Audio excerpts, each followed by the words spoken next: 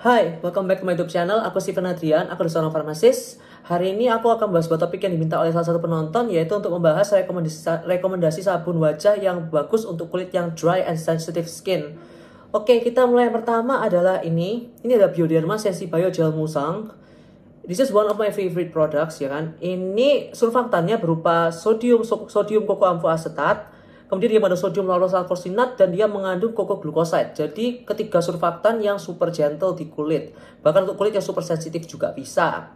Nah, untuk bahan apa sih yang membuat dia itu stand out dibandingkan sabun lain adalah dia mengandung DAF atau Dermatological Advanced Formulation, di mana dia itu mengandung gula kompleks dan juga dia mengandung prebiotik. Nah, gula kompleksnya itu berupa apa? Berupa mannitol, xylitol, dan rhamnose. Serta dia juga mengandung sebuah prebiotik yang dinamakan dengan fructooligosaccharides. Nah, gula kompleksnya ini dapat membantu untuk menghidrasi kulit dan membantu untuk memperkuat skin barrier kulit kalian. Kemudian si fructooligosaccharides-nya itu berperan sebagai prebiotik, yang artinya apa? Jadi prebiotik itu mampu untuk menyimbangkan mikroflora di kulit. Jadi kulit kalian menjadi lebih seimbang dan juga lebih tidak mudah terkena masalah. Which is a really nice ingredient loh. Kemudian dia juga mengandung tocopherol, kemudian dia juga mengandung hydrogenated palm glyceride citrate, itu juga sebuah hydrating dan emollient juga. Kemudian dia juga mengandung glyceryl oleat. Apa itu glyceryl oleat? Glyceryl oleat itu merupakan campuran antara gliserin dengan oleic acid atau asam oleat yang berfungsinya sangat bagus sekali sebagai emollient pada kulit. Jadi di sini itu menggabungkan bahan antara emollient dan juga humectant. Jadi this is a really nice product untuk pertama. Dan dia tidak mengandung paraben, dia tidak mengandung sulfat, dan dia tidak mengandung fragrance. Jadi this is your nice basic gentle cleanser. Yang kedua adalah ini, QV Gentle Wash. Nah, si QV Gentle Wash ini mengandung surfaktannya adalah sodium lauryl sulfosinate, disodium cocoamphodiacetate, lauryl betaine, dan sodium cocoyl isethionate. Keempat jenis surfaktan yang super gentle juga. Nah, si gliserin ini mengandung apa sih yang buat dia stand out? Ya, si QV ini mengandung 15% gliserin. Yang artinya apa? Gliserin itu berupa humectant yang fungsinya untuk mengikat kelembapan di permukaan kulit kalian. Jadi kulit kalian akan menjadi lebih lembab, tidak kering, tidak ketarik, dan juga meningkatkan kadar air pada kulit kalian. QV ini juga tidak mengandung fragrance, kemudian tidak mengandung sulfat, tapi dia mengandung paraben, ya kan, metilparaben dan propilparaben atau nipagin dan nipasol.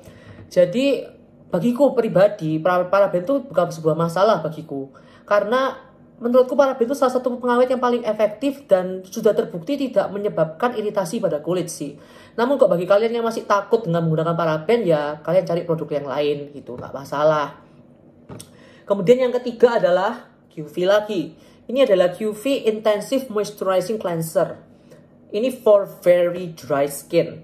Yang membedakan QV Intensive dan QV Gentle Wash ini apa? Kalau QV Gentle Wash kan mengandung 15% gliserin ya. Kalau QV Gentle Wash ini QV Moisturizing Cleanser ini aku nggak tahu berapa persen gliserinnya. Namun dia ini bahan utamanya adalah gliserin.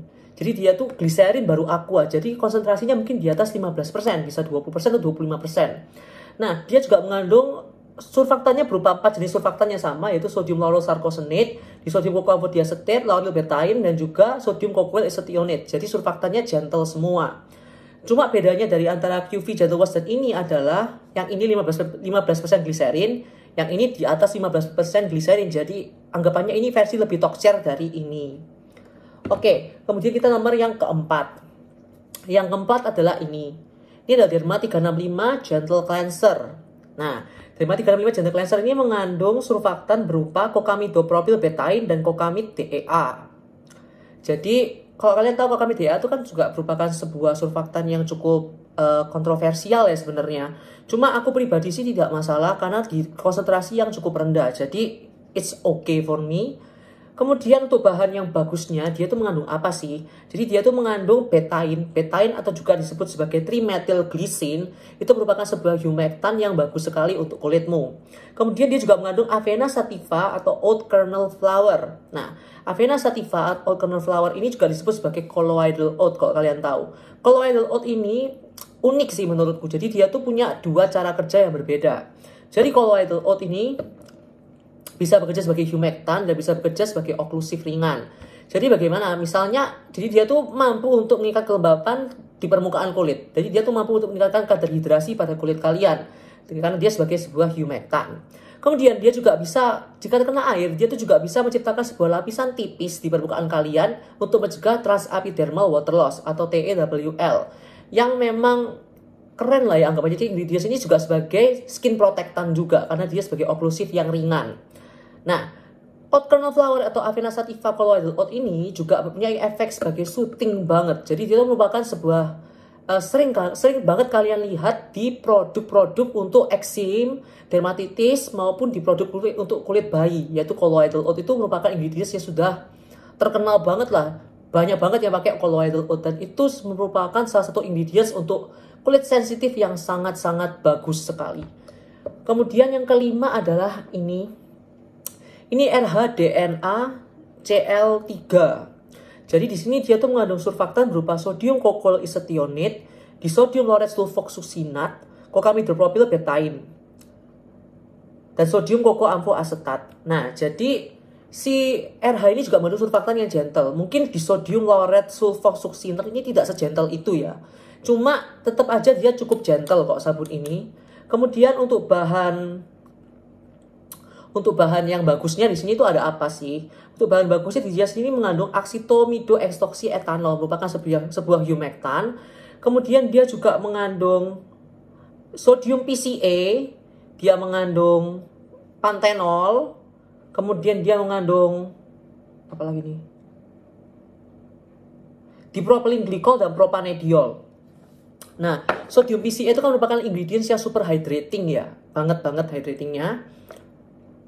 Kemudian dia juga mengandung tocopherol asetat berupa vitamin E yang sebagai emollient pada kulit. Kemudian dia juga mengandung pantenol atau provitamin B5 yang merupakan ingredients super hydrating dan super soothing pada kulit. Kemudian dia mengandung propanediol, merupakan sebuah humectant. Jadi bagus juga untuk kulit. Namun produk ini mengandung pengawet berupa methyl chloroisothiazolinone dan methyl isothiazolinone. Jadi bagi kalian yang memang punya eksim ya, bagi kalian yang punya eksim banget gitu kan ya, sebaiknya kalian menghindari produk ini sih karena ada methyl isothiazolinone-nya itu. Cuma aku kan juga eksim ya, cuma aku menggunakan produk ini sih tidak masalah di aku, nggak ada rasa kebakar atau apa. I think this is quite nice loh ya. Ini kayak produk yang hydrating tapi dia kan juga berbusa ya, jadi I think this is quite good kalau misalnya kalian bosan dengan produk-produk yang lain, karena ini beda sendiri dong. Ini sabun mukanya benar-benar sabun muka, sedangkan yang lain tuh kayak sabun muka bisa, sabun badan bisa. Jadi kalau kalian mau mencari sesuatu yang buat sabun muka murni, you might like this. Oke, kemudian kita punya ini Cetaphil Gentle Skin Cleanser. Nah, aku tahu kalian tuh bakal langsung kayak, loh, kok Cetaphil masuk gitu kan ya. Tapi kalau kalian tahu Cetaphil ini sudah menjadi gold standard bagi dermatologist. Bahkan di Amerika pun ini sudah kayak termasuk salah satu produk yang paling direkomendasikan oleh dermatologist di Amerika gitu kan ya. Ini juga nih, baca motonya ya, recommended by dermatologist as a daily gentle cleanser for even the most sensitive skin. Jadi memang dia tuh sudah terbukti banget oleh sains dan oleh jurnal, oleh penelitian itu memang dia itu memang tidak mengiritasi kulit, namun dia tidak memperbaiki kondisi kulit. Jadi this is a gentle, nice, basic cleanser. Untuk bahan yang bagusnya, dia di sini mengandung, surfaktannya dia mengandung sodium lauryl sulfat, SLS. Memang katanya kayak, waduh kok mengandung SLS ya. Cuma I can assure you kalau SLS di sini tuh sangat-sangat dikit sekali konsentrasinya. Kenapa? Karena dia tidak berbusa. Kalau dia tidak berbusa, itu tandanya SLS-nya sedikit. Itu loh. Dan dia di sini mengandung cetyl alkohol dan juga propylene glycol serta steril alkohol yang berupa humectant semua. Ini kan semua fatty alkohol ya. Jangan ketukar sama alkohol yang denatured ya, beda. Ini fatty alkohol berupa cetyl alkohol, propylene glycol dan steril alkohol. Propylene glycolnya humectant. Nah, cetyl alkohol dan steril alkohol serta ketiga ingredients ini merupakan humectant semua yang fungsinya adalah untuk mengikat kelembapan di permukaan kulit kalian. Jadi membuat kulit kalian menjadi lebih lembab. Dan ini pun super gentle banget sih. Kalau misalnya aku lagi sensitif pun juga karena aku pakai ini gitu loh. Jadi this is a really nice product juga. Tapi dia mengandung paraben. Mungkin bagi kalian ada yang nggak ketahuan ya. Methyl hidroksibenzoat atau metyl 4 hidroksibenzoat. Mungkin kalian kayak, oh nggak ada parabennya. Which sangat jangan salah karena Metil hidroksibenzoat artinya apa? Metil paraben. Jadi hidroksibenzoat itu paraben gitu kan ya. Coba ini kayak agak ditutup aja gitu loh. Dan banyak orang yang memang antara cocok tidak cocok dengan Cetaphil ya. Memang ada yang cocok, ada yang enggak. Terutama aku sering lihat pada orang yang kulitnya oily skin banget dan dia pakai Cetaphil gitu loh. Ini sabunnya menurutku kurang tokcer untuk kulit yang oily skin, karena oily skin tuh kan bener-bener butuh yang kayak bukan butuh yang super stripping, enggak. Cuma perlu agak lebih banyak digosok atau lebih banyak busa sedikit untuk lebih membersihkan gitu loh. Sedangkan kalau kalian cuma pakai ini dan kalian cuma isik kalian bilas ya nggak bersih gitu loh. Jadi lebih perlu effort lah untuk untuk pakai ini untuk membersihkan kulit kalian. Dan fatty alcohol juga tidak menyumbat pori-pori kulit kalian. Jadi jangan percaya apa yang kalian lihat di internet begitu saja. Oke, yang terakhir aku nggak punya produknya sayangnya. Sudah aku buang habis soalnya. Itu adalah CeraVe Hydrating Facial Cleanser. Nah, CeraVe Hydrating Facial Cleanser ini surfaktannya apa ya? Aku kok lupa. Surfaktannya aku lupa karena aku nggak punya produknya udahan dan aku nggak ada research juga. Pokoknya dia tuh mengandung ingredients yang bagusnya apa sih? Ya, dia tuh ingredientsnya tuh dia tuh mengandung ceramide kompleks.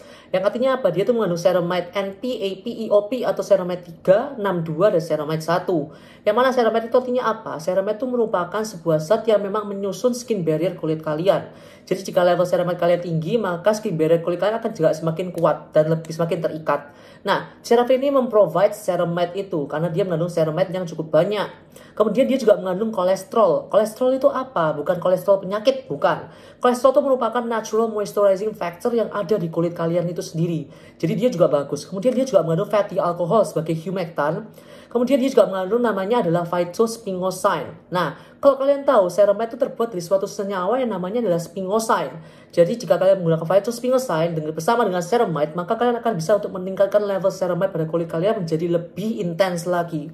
Jadi itu merupakan sebuah kombinasi yang sangat bagus.